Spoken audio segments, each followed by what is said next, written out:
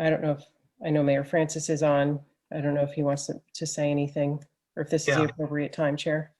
Yeah, I do. I just want to report to the commission that I've been working with the DEP on a product similar to Foslock, but it looks better because there's no lanthanum in it, and lanthanum is questionable on its best day. You know, I have to qualify what I say because I oppose putting any chemicals in our lake any more than we already have.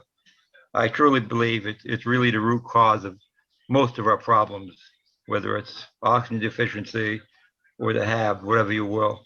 The chemical we put in our lake by way of herbicides and algicides are just not good. No one has taken up my challenge to throw some in a glass and drink it yet. And when they do, I'll shut up about it. But we just simply have to stop doing what we're doing. It does not work. It just adds to the problem. So the product I'm looking at has been used and developed in Florida over the past couple of years. It's made by AQUOM.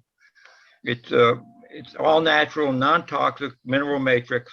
Fred, you'll probably understand it more than anybody else.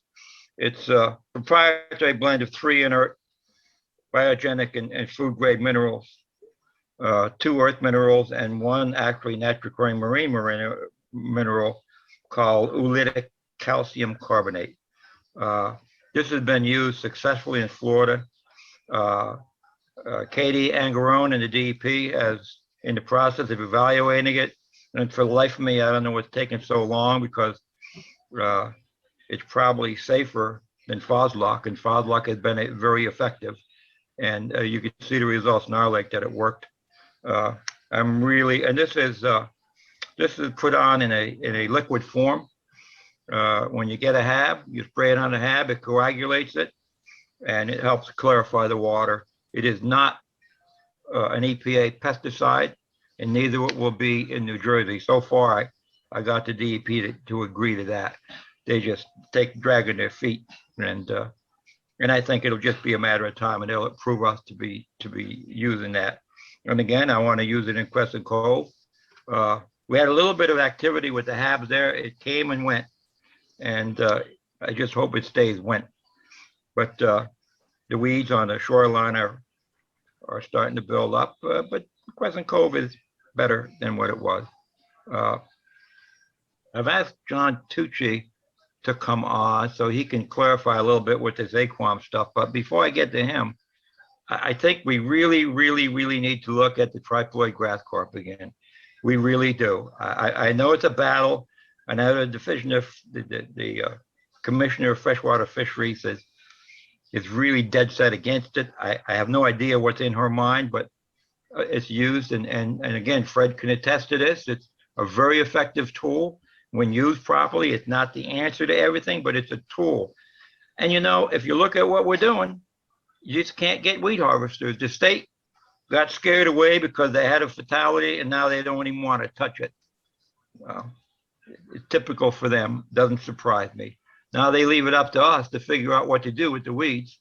And I'm saying, let's look at all the other tools, but please, no herbicides. And I think that if we appeal to them again, I know Marty and did a lot of work with me. Went up to Candlewood Lake a couple of times and did some extensive look at it up there. It really works. I think would the commission be well served to take another look at this? You know, just worrying about the weed harvesters all the time has not worked for us and will not work for us. We have to look at another tool. It's cost efficient. You know, Bukowski, the Commissioner Bukowski said, well, if you put the triploid grass carp in, they're going to poop. No kidding. Just like the stripers did, just like the hybrid bass did, just like the walleyes did, and all the other fish, invasive species that the DEP have introduced to our lake. So that's just plain nonsense. I think if we did this very carefully and we put a lot of controls on it, and so the other argument is, what if they get out of the lake? Well, if they get out of the lake, I want people to pay us for the fish we put in because they're going to be eating the weeds in their lake. But anyhow, that's just my thoughts on weed harvesting. We have to look at something different. I know it's going to be a struggle.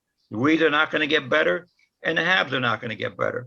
I'm hoping that this new product gets approved. So okay, now is your good time. Hi there. Yeah. So just to follow up on the mayor's comments, the product we're looking to, we submitted information to the state on, is an alternative to alum and Foslock. It's got a little bit more environmentally friendly chemistry to it.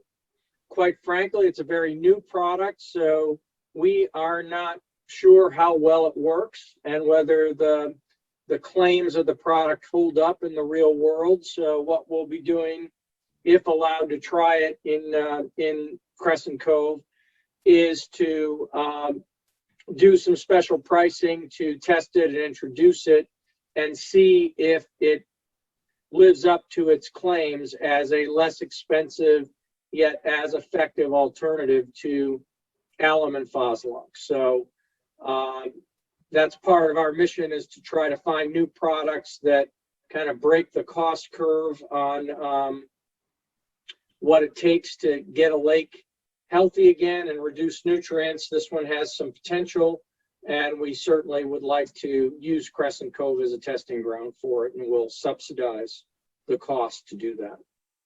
Thank you.